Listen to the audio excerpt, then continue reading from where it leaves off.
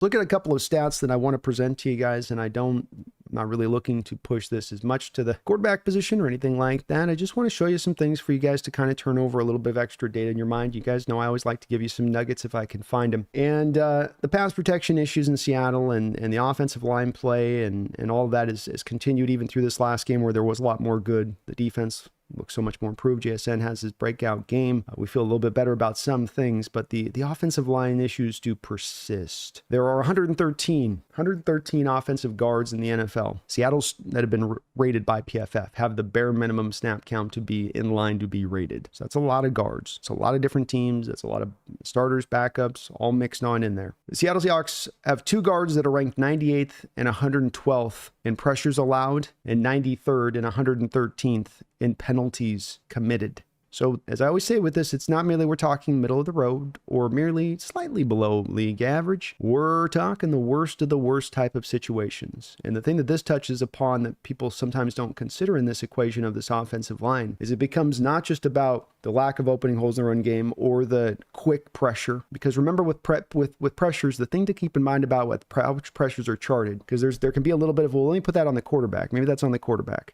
I've showed the stat from last year. The Geno had a 6% of the sacks were actually on him, which is one of the league low rates for starting quarterbacks in the NFL last year. I'd imagine it'll be much the same way this year. Pressure stat is charted by how quick it's under 2.5 seconds. So if you as a defender can get to the quarterback and create that pressure in under 2.5 seconds, you get your charted pressure, but it's under 2.5 seconds. So it's a stat that's very much, in my opinion, kind of removed from the quarterback's ability to affect it quite as much. And the penalty part of this is the other part to consider with this. I went up and looked it up. The Seahawks right now have in Bradford the 5th most penalized offensive lineman in the sport. They also have the 49th, the 51st, the 55th, and Stone Forsythe is still in the top 100 even though he hasn't played 2 weeks. By the way, Stone Forsythe still leading the NFL for tackles and total pressures allowed even though he's been on IR for 2 weeks. It's not merely about being just kind of bad. It's about being utterly a catastrophe in so many ways. If not for Cross's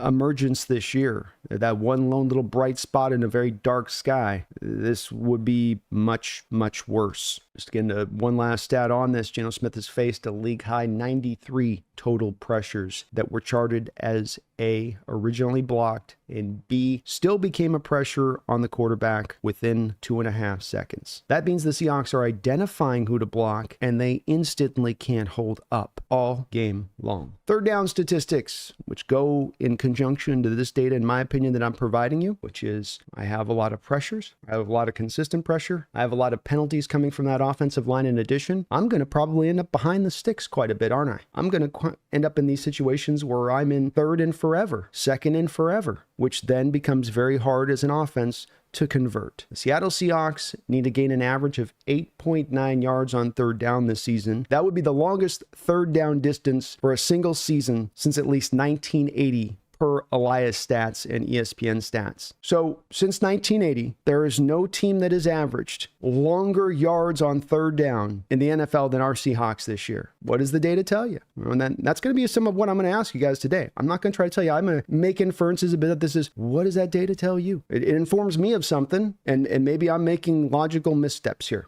Totally open to that. I'm not trying to act in all as the grand poop on this information, but I sort of read it as kind of telling me a story that's been pretty consistent.